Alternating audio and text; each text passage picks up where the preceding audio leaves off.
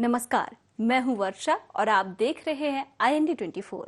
नवरात्रि का 9वां दिन मां सिद्धिदात्री की पूजा की जाती है।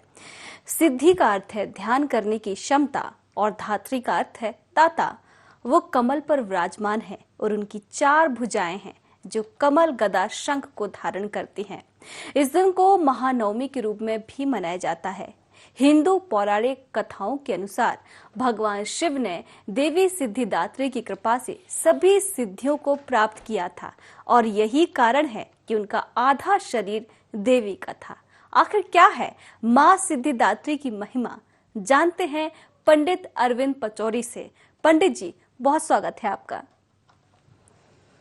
पंडित जी, मेरा पहला सवाल, मां सिद्धिदात्री की महिमा के बारे में बताइए। विद्युद्दाम समप्रभां मृगपतिं कंधस्थितां भीषणां कन्याविकरवालखेडविलसद्दस्ताभिरासेवितां हस्तैश्चक्रगदाशिखेटविशिखाश्चापं गुणं तर्जनीं बिभ्राणां मनलात्मिकां शशिधरां दुर्गां त्रिनेत्रां भजे। ओम नमः सिद्धिदात्र्यै। माँ भगवती सिद्धिदात्री जो हैं वह चैत्र शुक्ल पक्ष की 9वीं तिथि की देवी हैं। माँ भगवती सिद्धिदात्री अर्थात सिद्धियों को प्रदान करने वाली, सिद्धियों को देने वाली। हम जो तप, जो साधना, जो आराधना, जो अनुष्ठान हमने विगत दिवसों में किया है, इन 9 दिवसों में जो साधना की है उसका संपूर्ण फल प्रदान करने वाली माँ भगवती जगत जननी त्रैलोक की अधिष्ठात्री माता सिद्धिदात्री हैं। सिद्धि अर्थात अनेकानेक सिद्धियों का भंडार हो। कहने का तात्पर्य अष्ट सिद्धि नवनिधि जिनके समकक्ष हों, जिनके पास हों, जो अभय रूप में, वरदान रूप में अपने भक्तों को प्रदान करती हों, वही माँ सिद्धिदात्री हैं। यह भगवती बहुत ही सरल और सहज और सुगम है। पद्मानने पद्म ऊरु पद्माक्षी पत्र संभवे तन्मे भजसी पद्माक्षी यौन सौख्यम लभाम्य हम। यह कमल के पत्र पर विराजी हुई हैं, कमल के पुष्प पर यह भगवती विराजी हुई हैं। इनकी महिमा त्रिलोकों में, अखंड ब्रह्मांड के नायिका की तरह त्रिलोकों में, 14 भुवनों में व्याप्त है। देव हों, असुर हों, यक्ष हों, गंधर्व हों, किन्नर हों, चाहे मानव हों, कोई भी हो, इनकी साधना में, इनकी आराधना में ही तत्क्षण लगा रहता है, तत्पर लगा रहता है। यह भगवती सभी की रक्षा करती हैं। जो साधक इनका दिव्य अनुष्ठान करता है, दिव्य साधना करता है, उसके जीवन में आनंद ही आनंद समाहित हो जाता है। अर्थात माँ सिद्धिदात्री की महिमा का जितना वर्णन किया जाए, सिद्धिदात्री माँ के अनंत ऐसे रूप भी हैं कि जहाँ अगर देखा जाए बालक को आवश्यकता है तो बालिक का रूप धारण कर लेती हैं, बालिका का रूप धारण कर लेती हैं। और अगर कहीं युद्ध क्षेत्र में अगर युद्ध लड़ने की आवश्यकता है तो वहाँ योद्धा का रूप धारण कर लेती हैं। कहने का तात्पर्य कि इनके अनंत रूप हैं और अनंत रूपों से अपने शाश्वत भक्तों की रक्षा करती हैं। ऐसी माँ सिद्धिदात्री को हम नमन करें, प्रणाम करें। ओम सिद्धिदात्र्यै नमः। कल्प वृक्ष हैं, जो इच्छा आपके अंतःकरण में होती है उसे तत्क्षण पूर्ण करने वाली देवी है। बस इन देवी के समक्ष आपको सामर्थ्य बन करके नहीं जाना है, सामर्थ्यवान बन करके नहीं जाना है। आपका भाव यह होना चाहिए, उनके जब चरणों में आपका ध्यान हो, प्रणाम हो, जब पूजन हो, जब आराधना हो, तो सामर्थ्यमान, संपूर्ण सामर्थ्यमान माँ भगवती हैं। मैं तो एक तुच्छ नन्हा सा जीव तंतु कण की तरह एक बालक हूँ और भगवती के चरणों में जा रहा हूँ। यह नवनिधियाँ प्रदान करती हैं, अष्टसिद्धियाँ प्रदान करती हैं। यह मोक्ष, यश, कीर्ति, ऐश्वर्य, विभव, मान, संपदा, यह सर्वत्र प्रदान करने वाली देवी हैं। इन देवी का पूजन जब आप करते हैं तो बड़े ही सहजता से, सरलता से और अपनी सामर्थ्य के अनुसार, अपनी दक्षता के अनुसार आप इनका पूजन करें। पूजन करते समय आपके भाव शुचिता और पवित्रता का होना आवश्यक है। आपका हृदय भी पवित्र होना चाहिए, आपकी वाणी भी पवित्र होना चाहिए, आपकी दृष्टि भी पवित्र होना चाहिए, आपके हाथ भी पवित्र होना चाहिए, वस्त्र भी पवित्र होना चाहिए और आसन भी पवित्र होना चाहिए। जब यह सब पवित्र होगा तो वहाँ का वातावरण स्वतः पवित्र हो जाएगा। अर्थात पवित्रता का, शुचिता का आपको विशेष ध्यान रखना है भगवती की साधना में। और जब आप इन बातों का ध्यान रखेंगे, पवित्रता का ध्यान रखेंगे, तो आपका निश्चित ही अनुष्ठान सफल होगा। वाणी की सफलता अर्थात क्रोध नहीं करना है। क्रोध भाषा में कोई हमसे बात कर भी रहा है तो हमें मंद मंद मुस्कान के साथ उसका प्रत्युत्तर देना है। वाणी की यह पवित्रता आपके लिए अनुष्ठान में सिद्ध करने में आपका सहयोग करेगी। साथ ही शुद्ध सुचित वस्त्रों को आपको पहनना है और आपके हाथ पवित्र यानी हाथ स्वच्छ हों। इन हाथों से किसी के लिए कभी बुरा ना हुआ हो, मन में कभी, हृदय में कभी किसी के लिए गलत विचार न आए हों। यदि चेत पूर्व में आए हों तब ठीक है, लेकिन उस समय जब हम भगवती का पूजन कर रहे हैं, साधना कर रहे हैं, तो क्योंकि सर्वशक्ति को प्रदान करने वाली है, अष्ट और नवनिधियों को प्रदान करने वाली यह देवी हैं, अगर हम इनसे जो मांगते हैं वह देंगी। शत्रु दमन का मांगेंगे, निश्चित शत्रुओं का दमन करेंगी, लेकिन हमारा भी कुछ ना कुछ वह नष्ट करेंगी, हमारे लिए भी कुछ ना कुछ घातक सिद्ध होगा। इसलिए हमें अच्छे से अच्छा, श्रेष्ठ से श्रेष्ठ और उत्तम से उत्तम वरदान, उत्तम से उत्तम प्रार्थना हमें भगवती से करना है और ध्यान करना है कि ओम सिद्धिदात्रे नमः, ओम सिद्धिदात्रे नमः, ओम सिद्धिदात्रे नमः। जब आपका इस प्रकार का ध्यान हो जाए तो आवाहन करना है भगवती का।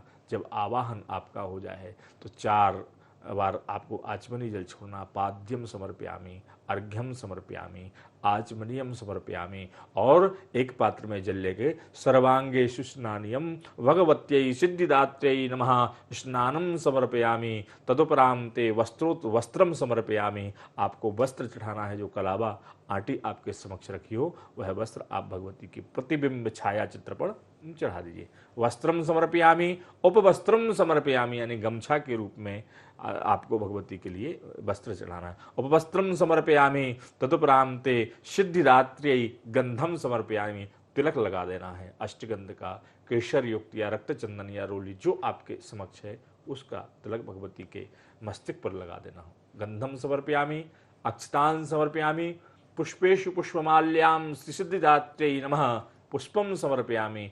फूल अंजलि में लेकर के फूलों को भगवती के ऊपर बरसाना है। साथ ही माला भगवती के लिए आपको पहनाना है सुंदर सी सुगंधित पुष्पों की। पुष्पमाल्याणि समर्पयामि, बिल्वपत्राणिम समर्पयामि, भगवत्यै पराम्बायै सिद्धिदात्र्यै नमः। बिल्वपत्र आपने चढ़ा दिए, तदुपरांत आपको जो है धूप दिखाना है, सुगंधित इत्र दिखाना है, इत्र लगाना है। धूप दीप दिखाने के बाद हाथ का प्रक्षालन करना है, हाथों को धोना है। तदुपरांत भगवती के लिए सुंदर सुंदर जो है नैवेद्य का, जो आज आपने नवम दिवस में भगवती के भोग के लिए, प्रसादी के लिए तैयार किया है, उसका सुंदर सा थाल में, सुंदर से पात्र में भर करके, जल के पात्र के साथ भगवती के समक्ष आपको है भोग रखना है। और भोग के बाद आपको प्रार्थना करना है, हे भगवती आइए, आप इसे पान करिए, आप इसे ग्रहण करिए। और यह भाव लाना है कि छोटे छोटे जो है मैं ग्रास बना करके भगवती के मुख में दे रहा हूँ, मुखग्रास कर रहा हूँ। जैसे एक माँ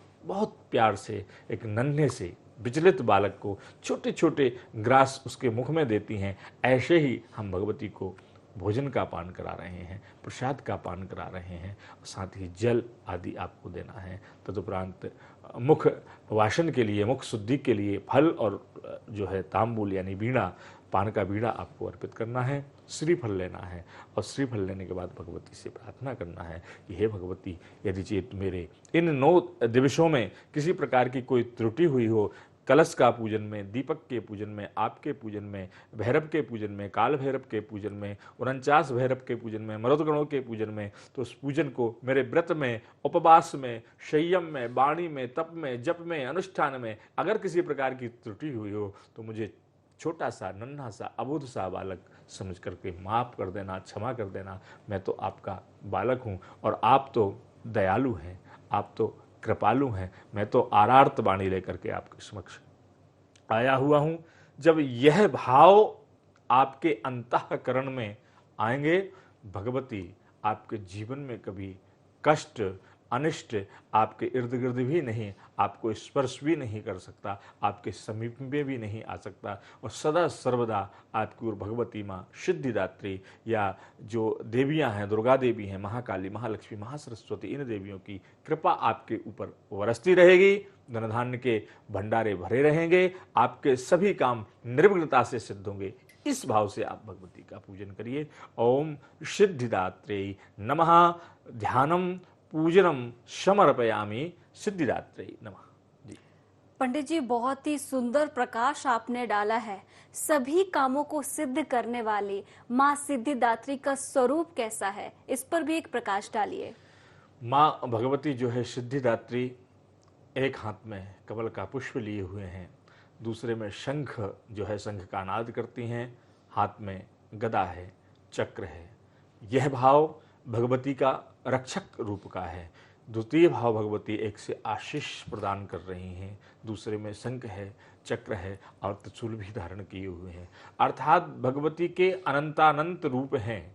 अगर हम भगवती को जिस भाव से देखेंगे, अगर मातृत्व भाव से अगर देखते हैं तो वह माता के रूप में आती है, अगर शत्रुत्व भाव से देखते हैं तो वह शत्रु के रूप में आती है। जैसे देवों ने माँ की आराधना की, माता की दृष्टि से आराधना की कि हमें अभय दें, हमें शरणागति दें। शरणागत दीनार्थ परित्राण परायणे सर्वस्यार्ति हरे देवी नारायणी नमोस्तुते। हे माँ भगवती जगत जननी त्रिलोक की अधिष्ठात्री, आज समस्त देव शक्तिहीन हैं, निस्तेज हो गए हैं। देवासुर आदि शुंभ निशुंभ आदि रक्तबीज आदि दैत्यों ने बैकुंठ धाम पर, इंद्र के लोक पर चढ़ाई कर दी है।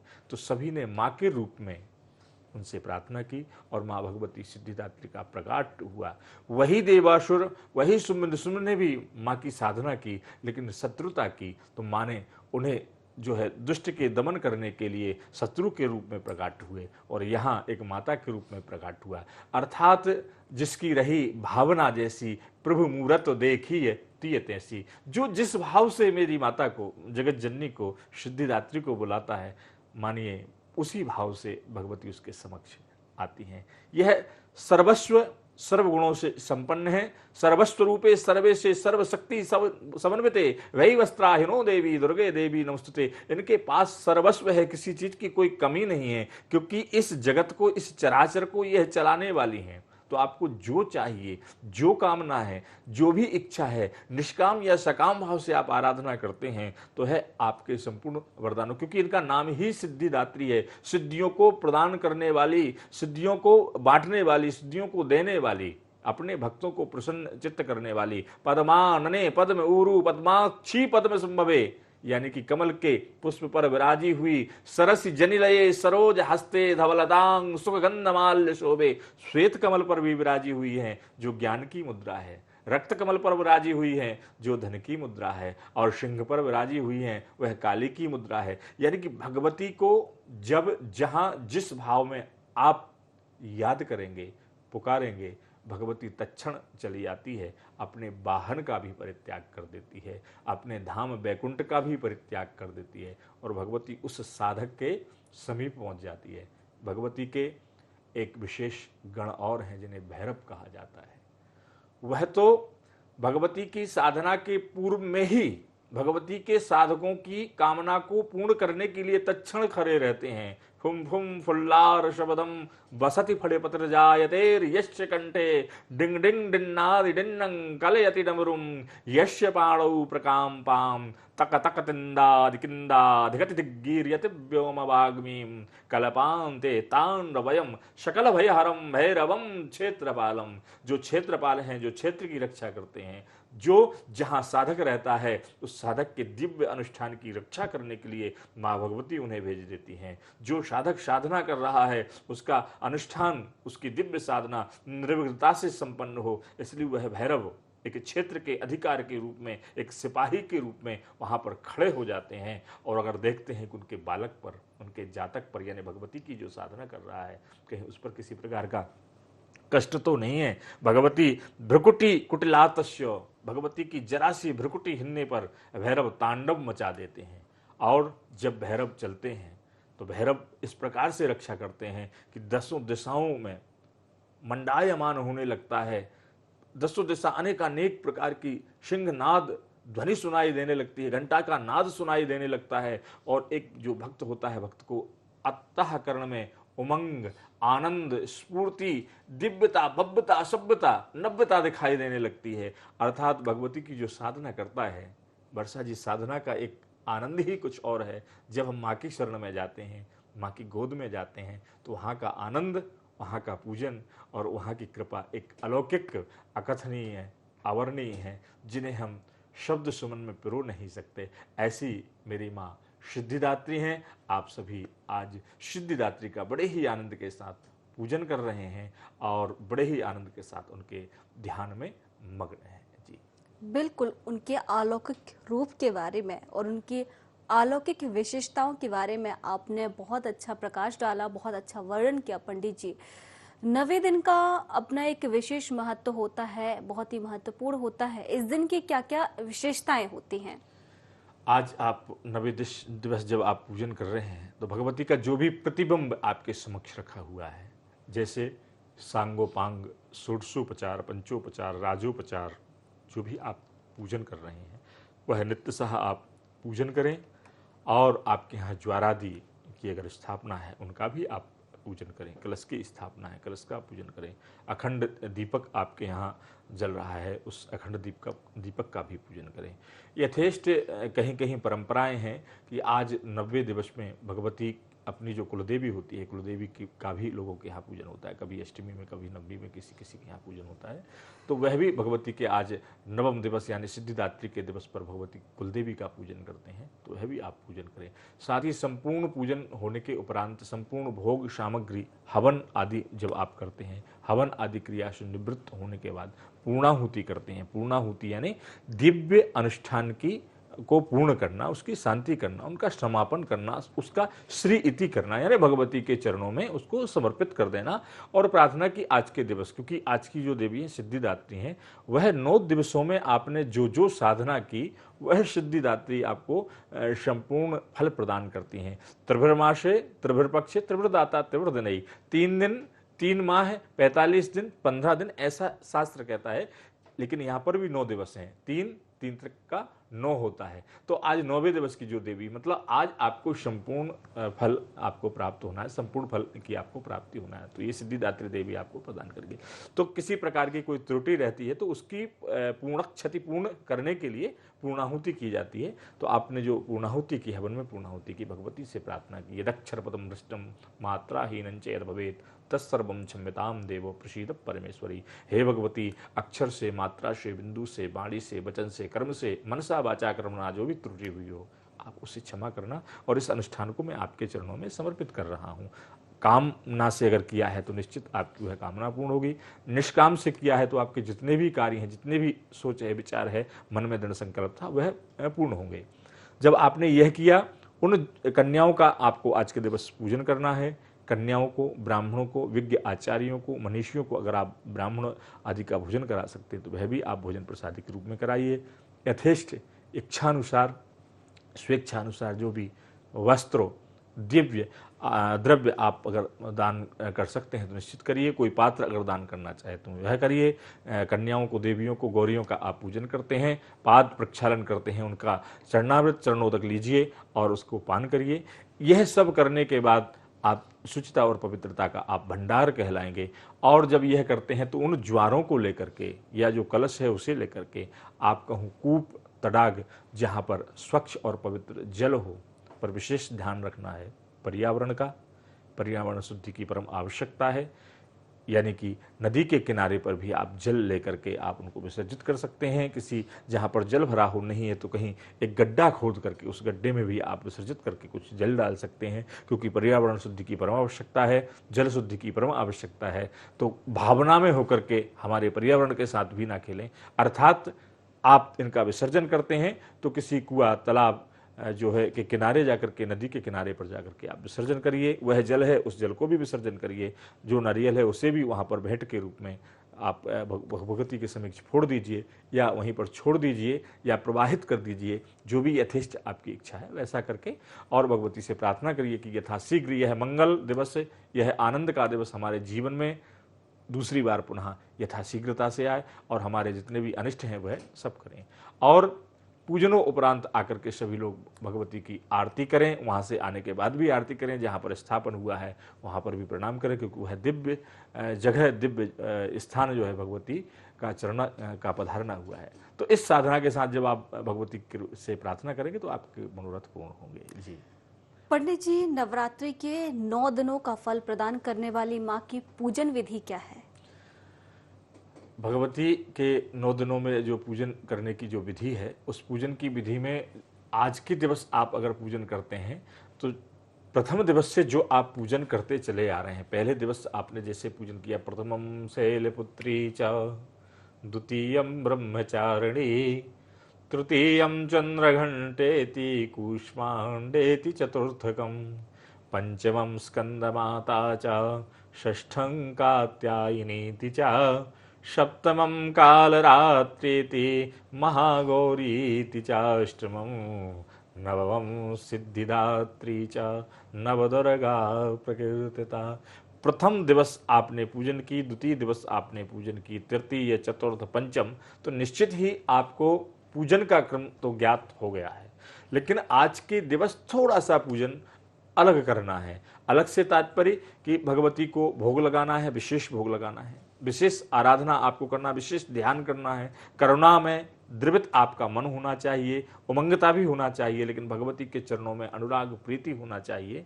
और हवन कुंड तैयार करना है। हवन कुंड, क्योंकि जैसे आपने ध्यान किया, ध्यान के बाद जल, आचमनी, स्नान, वस्त्र, पुष्प, नैवेद्य आदि आपने किया, तदुपरांत आज के दिवस एक कुंड का निर्माण करें। उस कुंड में हवन अग्नि जो है, दिव्य सविधाएं होती हैं, उन सविधाओं को एकत्रित करने के बाद अग्नि का स्थापन करें, हवन करें। किसी विज्ञ आचार्य को बुला सकते हैं और उस आचार्य से आप हवन करा सकते हैं। अगर नहीं करा सकते हैं, जितना आप जानते हैं, सावरणिश्चूर्य तनयो मनु कथ्यतेष्टमा निशा में ततुत्पत्तिम विस्तराद गदितो ममो, यहाँ से प्रारंभ करते हुए और अंत तक आपको पाठ करना है, जिसमें साप विमोचन की आदि भी क्रियाएं आपको करना है। तो यह कोई विज्ञ आचार्य ही करा सकता है, ब्राह्मण ही करा सकता है, तो आप उनसे कराएं। अगर नहीं करा सकते तो सूक्ष्म रूप से ही आप भगवती का जो है करन्यास करें, हृदन्यास करें, और न्यास करने के बाद हवन करें। हवन में अगर आपको नवारण मंत्र आता है, ओम ऐं ह्रीं क्लीं चामुंडाई विच्चई स्वाहा, इस मंत्र से भी आप 100 आहुति प्रदान कर सकते हैं। अगर आपको नहीं आता है, नहीं पढ़ सकते हैं, तो दुम दुर्गायै स्वाहा, दुम दुर्गायै स्वाहा, इससे कर सकते हैं। या आज के दिवस ओम सिद्धिदात्रै स्वाहा, इन महामंत्रों से, या पराम्बायै स्वाहा, या अंबायै स्वाहा, दुर्गायै स्वाहा, या लक्ष्मी स्वाहा, जो आपको मंत्र सहजता से, सुगमता से शुद्ध उच्चारण कर सकें, यानी बोल सकें, उन मंत्रों से आप 10, 11, 27, 54, 108, 1000, 1100 जितनी भी आहुति आप उस शाकल से अपने परिवार के साथ, उस घृत से आप दे सकते हैं। अपने परिवार के साथ दीजिए। सभी इष्ट मित्र परिवारजन मिलकर के भगवती की आराधना करें, आरती करें, प्रार्थना करें कि हमारे जीवन में अनिष्टता का सामना ना हो और हमारे जीवन में सदा प्रसन्नता भरी रहे।